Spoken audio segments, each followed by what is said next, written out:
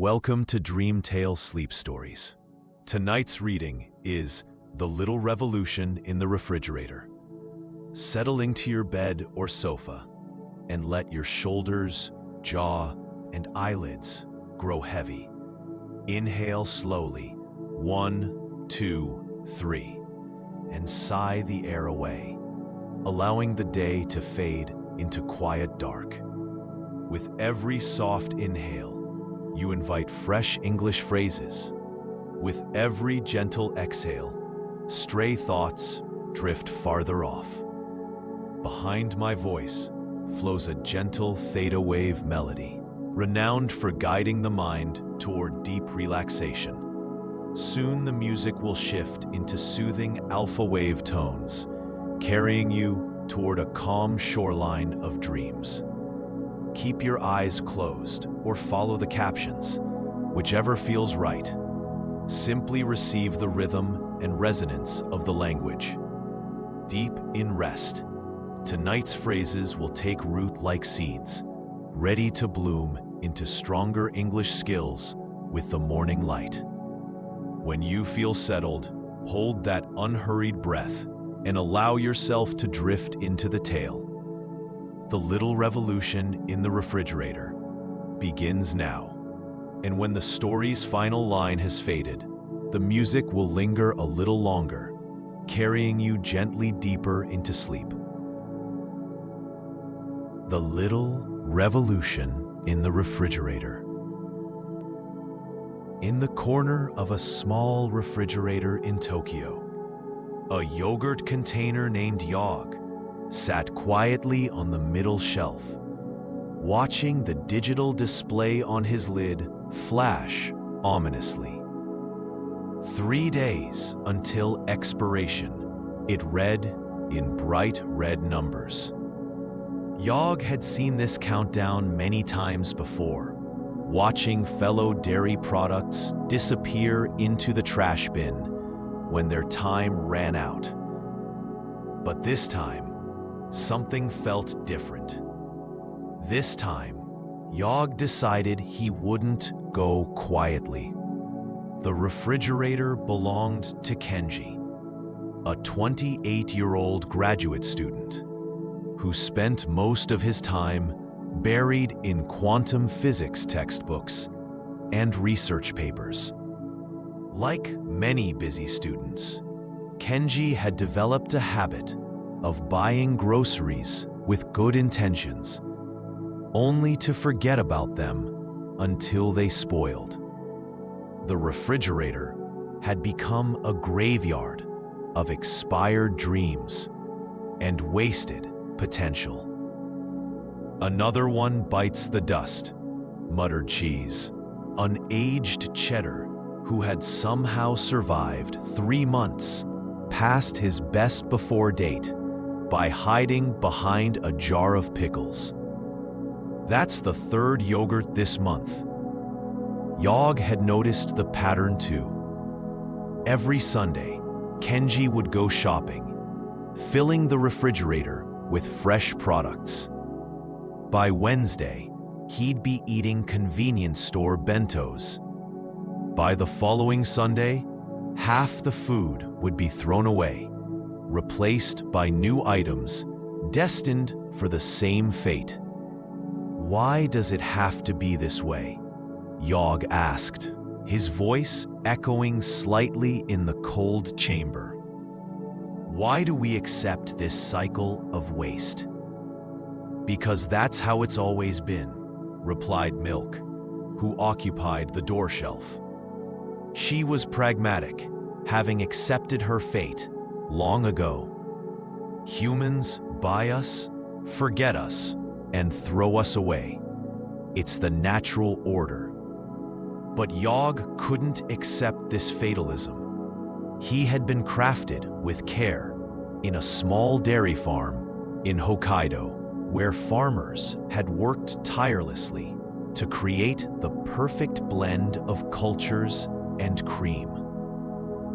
His journey to this refrigerator had involved countless people: farmers, factory workers, truck drivers, and store clerks. All that effort just to end up in a garbage bag. What if we could change things? Yog proposed, his voice growing stronger. What if we could make Kenji notice us before it's too late? The refrigerator fell silent. Even the humming of the cooling system seemed to pause. Then from the vegetable drawer below, a small voice piped up. "I'm listening," said Carrot, whose green tops had begun to wilt. "I've been here for 2 weeks, slowly losing my crunch. If there's a way to avoid the bin, I want to hear it." One by one, other foods began to speak up. Tofu from the bottom shelf, rice from the sealed container, even the condiments that usually kept to themselves. They all shared the same fear, the same frustration with their predicament. "We need to get Kenji's attention," Yog explained, warming to his theme. "But how do we make a human notice us when we can't leave the refrigerator?" "We could go bad faster," suggested Lettuce, but Cheese immediately shot down the idea. "That would only make him throw us out sooner. We need him to use us, not waste us." Apple, who had rolled to the front of the fruit drawer, had been thinking. What if we could communicate with him somehow? Leave him a message? How? Asked several voices at once. "The magnetic poetry on the refrigerator door," Apple said excitedly. "I've noticed the magnets move slightly when the door opens and closes. If we all work together, maybe we could shift them enough to spell out words." It was a long shot, but it was better than waiting passively for their expiration dates. The refrigerator inhabitants spent the rest of the night planning. They would need perfect coordination, using the door's movements and the slight vibrations from the compressor to gradually shift the magnetic words. "We'll need the door shelf team to create momentum," Yog strategized. "When Kenji opens the door, everyone lean forward. When he closes it, push back. The vibration should travel to the outer surface." "What message should we spell?" asked Soy Sauce, who rarely participated in group discussions, but felt moved by the revolutionary spirit. After much debate, they settled on simple, direct words: "Eat me soon and waste not." The plan required patience and precision. Each time Kenji opened the refrigerator, usually 3 times a day, the foods would execute their coordinated movements. Progress was painfully slow. After the first day, they had only managed to move one magnet a few millimeters. "This is hopeless," grumbled Cucumber, who was beginning to develop soft spots. "By the time we spell anything, we'll all be compost." But Yog refused to give up. "Every revolution starts with small movements," he encouraged. "Think of it as democracy in action. Each of us contributes what we can, and together we achieve what none could do alone." His words inspired the others to continue. Even the usually aloof items joined the effort. The beer cans in the bottom drawer provided weight for stability. The eggs, despite their fragile nature, coordinated delicate movements from their protective carton. The leftover pizza, though slightly hardened, offered tactical advice from his experience surviving multiple near-death experiences. On the second night, something unexpected happened. The apartment's cat, Schrödinger, Kenji's physics joke that no one else found funny, jumped onto the kitchen counter and accidentally knocked over a glass. The vibration traveled through the refrigerator, giving the magnets an extra push. One word, eat, suddenly clicked into place. "It's working!" cried Tomato, bouncing with excitement despite the risk to his delicate skin. The breakthrough energized everyone. They refined their technique, learning to use every vibration to their advantage. The washing machine in the adjacent room, the neighbor's bass-heavy music, even Kenji's footsteps as he paced while studying. Meanwhile, Yog's expiration date countdown continued relentlessly. 2 days, 1 day. He tried not to think about it, focusing instead on the mission. But late at night, when the apartment was quiet, fear crept in. What if they succeeded after he was gone? What if his sacrifice meant nothing? "You're scared," observed Cheese, who had developed a grandfatherly wisdom from his extended shelf life. "Terrified," Yog admitted. "Not of ending, but of ending without making a difference." "But you've already made a difference," Cheese said gently. "Look around. When have you ever seen all of us working together like this? You've given us hope, purpose. That matters, whether Kenji notices or not." On the morning of Yog's expiration date, a miracle occurred. Kenji, bleary-eyed and reaching for his usual energy drink, stopped mid-reach. The magnets on the refrigerator door had formed a clear message: "Eat me soon, waste not." He blinked, rubbed his eyes, and looked again. The words remained. Puzzled, he opened the refrigerator door and actually looked, really looked, at its contents for the first time in weeks. "Oh man," he muttered, seeing Yog's expiration date. "Today?" He picked up the yogurt container, and Yog held his breath, metaphorically speaking. Instead of throwing him away, Kenji grabbed a spoon. "Well, it's not past midnight yet. Waste not, want not, right?" As Yog fulfilled his destiny, being enjoyed for breakfast rather than discarded, he felt a deep satisfaction. Through the clear container, he could see Kenji examining other items, checking dates, planning meals. "Hey, I could make stir-fry with these vegetables," Kenji said to Schrödinger, who watched with typical feline indifference. "And this tofu still looks good." The revolution had begun.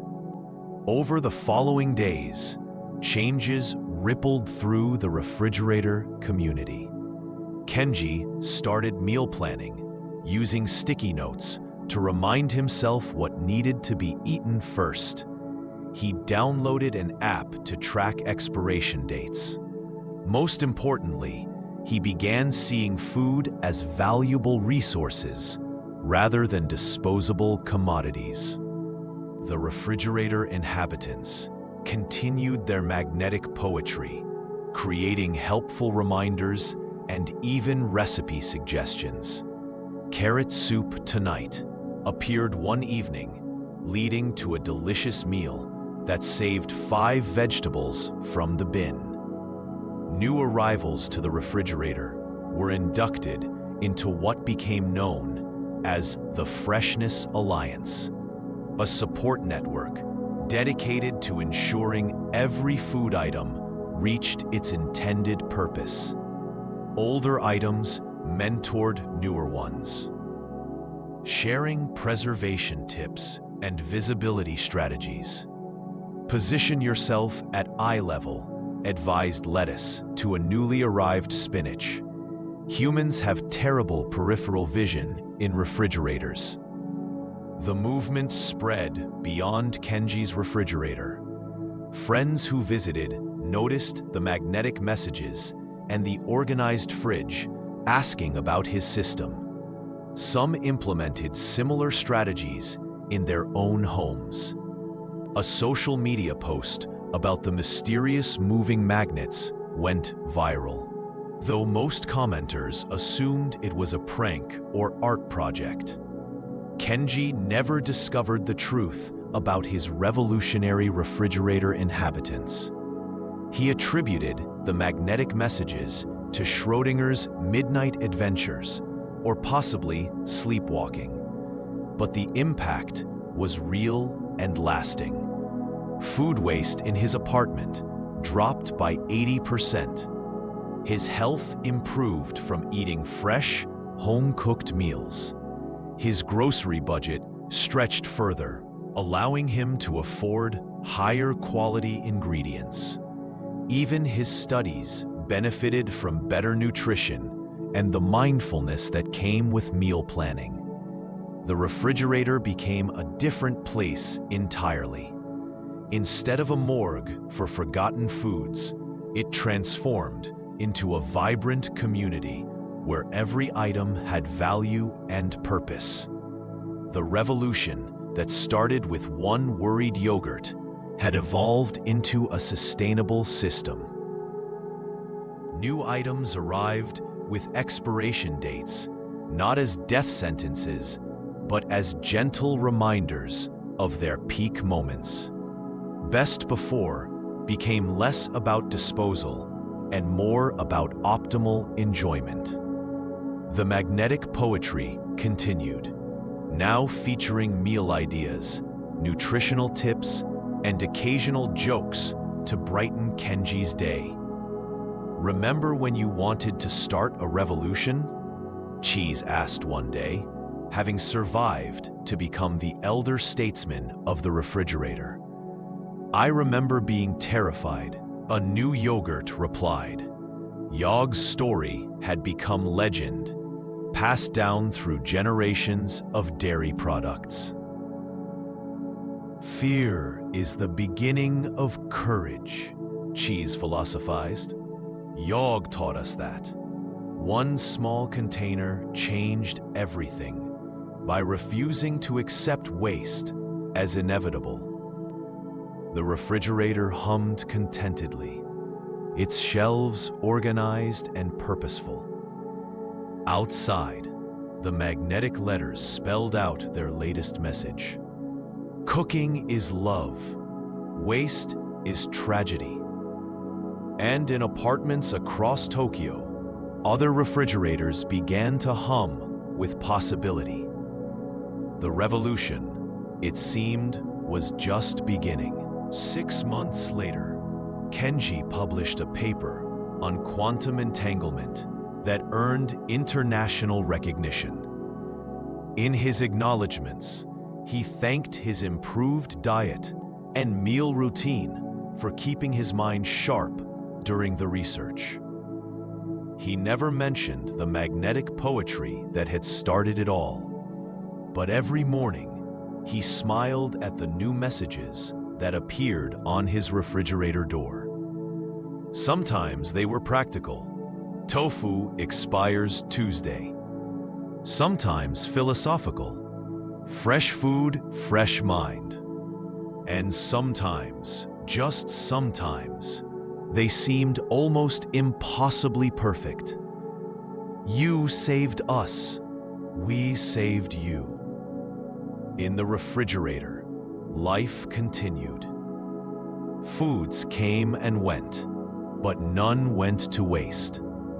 The little revolution had succeeded, proving that even the smallest actions, when coordinated with purpose and hope, could change the world, or at least one small cold corner of it.